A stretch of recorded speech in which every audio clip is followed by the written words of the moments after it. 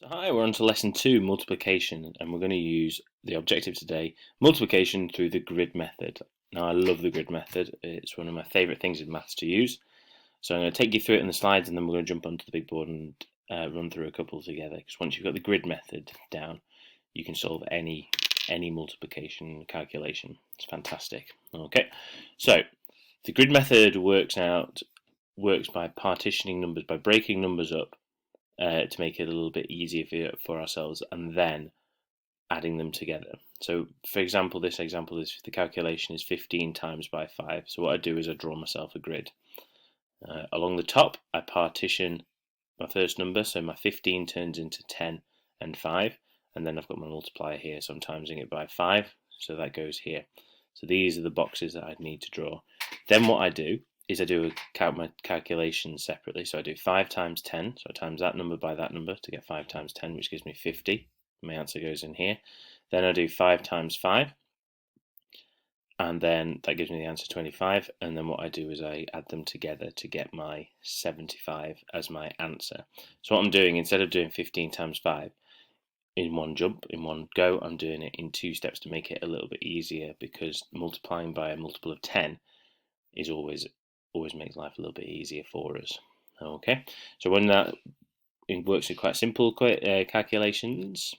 Okay, but then we get on to bigger ones. So 43 times 6 calculation, which we wouldn't be able to do in our heads particularly well.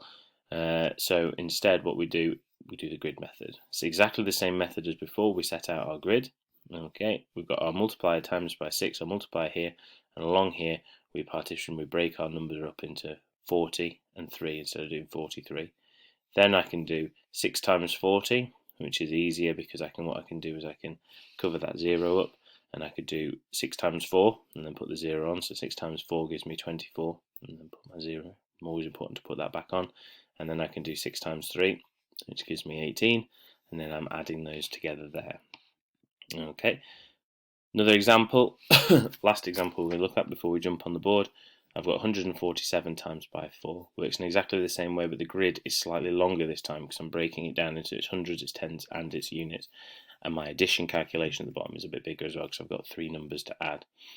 So I've got my grid times by my multiplier here, 4, and then I've got 140 and 7. 4 times 100, 400. 4 times 40 is 160. 4 times 7 is 28. And then I do 400, add 160. 160 add 28 gives me 588, and that's there. When I show you on the big board, I'd set these out as a column addition. It just makes it a little bit easier, but you can do it like that. Okay, so that is your little intro for today. Like I say before, scroll back, pause and use these slides because they are very useful to get your head around what's going on, and colour coordinated as well. And I'll jump onto the big board and have a bash at a couple. All right then. Cheers. Right, so we're up onto the big board now. Talk you through the grid method in a little bit more detail. So we'll do some together here. So here I've got my calculation, 17 times by 4, and I've already drawn my grid out. Okay, so what we're going to do is we're going to break this number down in a second. The first thing, we're going to put our multiplier in there. So our multiplier is 4 because we're timesing it by 4. Then I'm going to do 17, and I'm going to break that down into my tens. So I've got 1 10. And my units, which is going to be 7.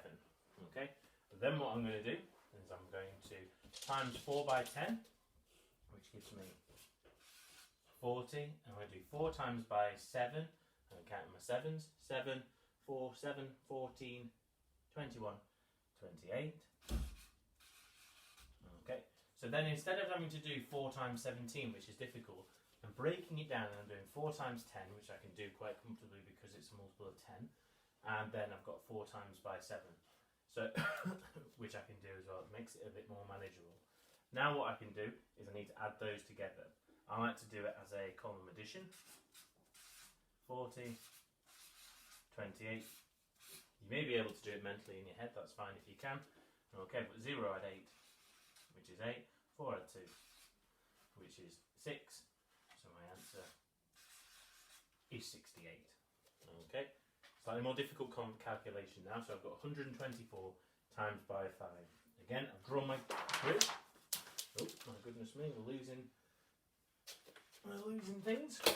Sorry, robot. Okay, so I've got 124 times by 5. So I draw my grid again exactly the same way. I'm going to put my multiplier in here, which is 5. Okay, and now I've broken, but this time I've given myself 3 columns because I've got hundreds, I've got tens, and I've got units in this one. So I'm going to break it down. So I'm going to do 100. Then I'm going to do 20 from there, and then I'm going to do my 4.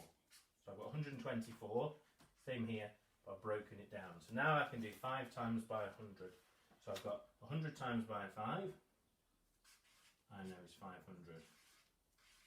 Okay, if I wanted to, I could cover my 2 zeros there, do 5 times by 1 and put my zeros back on if I wanted to.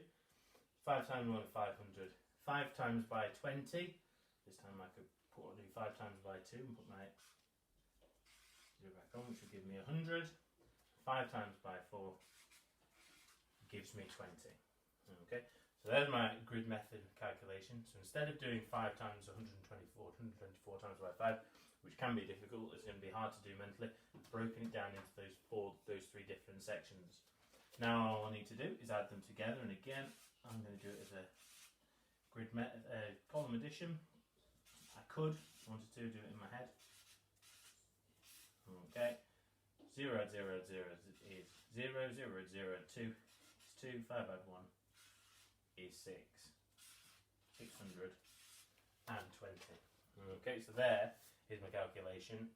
Answer, I've done a column addition. I might have been able to look at a 5, 600, I could have done that mentally. If you can, that's fine. But when you're doing bigger ones, it is more difficult to do, and it is a way of keeping your numbers nice and clear. Okay, so for you to have a go at home, start where you want to start off with. You might want to do a 2-digit times by a 1-digit, or you might want to do a 3-digit times by a 1-digit. It's up to you where you start. Okay, I'm going to do 1 2-digit, 1 3-digit. So you roll your dice to generate your numbers as always. So let's say we got our calculation of 27 times by, let's do it by 6. Okay, so I've got my calculation there, 27 times by 6. I couldn't do that in my head. Well, I probably could, but it would take me a long time, so I'm going to use my grid method. So again, first things first is I'm going to draw my grid. How you draw it is up to you. I like to do the box, then do my columns, and then across. And then I put a little times in there because I know that's what I'm going to times by. Multiply goes down there, 6. Okay, and then I've got 20 and 7, so I'm going to partition that 27 into 20 and 7. Okay, so now I'm going to do 6 times 20. Could be a bit tricky. So what I can do is I could say, well, I know it's a multiple of 10, so I could do 6 times 2, which is 12, and then put my 0 back on, 120. 6 times by 7, okay, a little bit trickier to do. You can count up in your 6s, you can count up in your 7s. If you're really struggling at this point to do 6 times 7, you could do an array, like we looked at yesterday, to help you. That could help you, or you could do count up in your 6s. 6, 12, 18, 24, 30, so that's up to 5, 36, 42. Okay, and then I'm going to do my jotting again over here. I'm going to do it as a column addition. You might be able to do that mentally. 0 adds 2 is 2, 2 add 4 is 6, 1 add nothing is 1, 100. And 62. Okay, so that's a 2-digit that's a 2-digit times a 1-digit number. So now I'm going to do a 3-digit number, and let's try and add some bigger numbers. So I'm going to do, pretend I've rolled my dice, and this time I'm going to do 483 times by 7. Okay, so I've got a number there. Very difficult to do in my head, that. Tricky, but I'm going to break it down. I'm going to do my grid method. This time I need my grid to look like this, because I've got an additional, I've got hundreds, I've got tens, and I've got units. Across there. There we are. I'm going to do my times, I'm doing multiplication, I'm going to multiply it 7, so I'm going to put that there. So now I've got 400,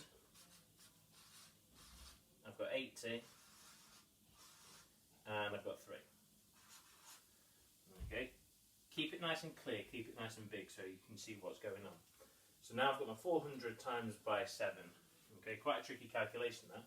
But what I'm going to do is I'm going to cover those up, because there's a multiple of 100. I can cover those 2 zeros up and do 4 times by 7. Right. If I need to use an array, I could. And that's going to give me 28. And I'm going to put my 2 zeros back on. So now I know I'm up into my thousands here. So I've got 7 times 80 there. So again, I'm going to cover that up and I'm going to do 7 times 8. Again, I could use an array if I need to. Do 6. Put my 0 back on, 560. 7 times by 3 gives me 21. So there I've got all my 3 numbers, and all I need to do then is my column addition. Now, because I'm using bigger numbers here, column addition becomes more useful really, because I've got 3 numbers and it just makes it a bit clearer for me. 0 add 0 add 1 is 1, 0 add 6 add 2 is 8, 8 add 5 is 13. So I can carry one over like I did in my column addition. 2 add 1 is 3. My answer to my calculation, 3,381. Okay, so there, I've done my grid method, I've done my column addition because it's made it a bit easier for myself, and then I've got my calculation there.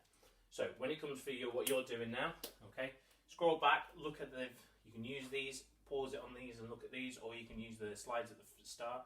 I recommend using those because they're really good to set it out and you can see what you need to do. Start here if you want to, 2 digit times by 1 digit.